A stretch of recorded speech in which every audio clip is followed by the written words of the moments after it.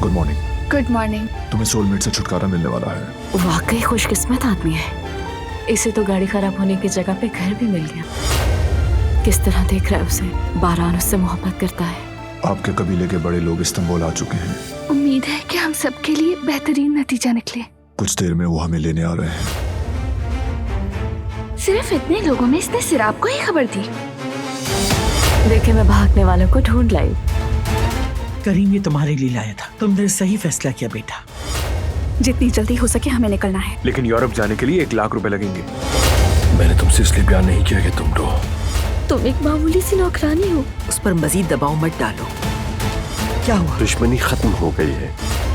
मुझे अपनी किस्मत आसमानी होगी। अभी नहीं तो कभी नहीं। कोई रुकावट नहीं रही। तलाक ले सकते हैं। वो कहानियाँ अधूरी जो न हो सके कि पूरी, उन्हें मैं भी क्यों सुनाऊं, उन्हें तुम भी क्यों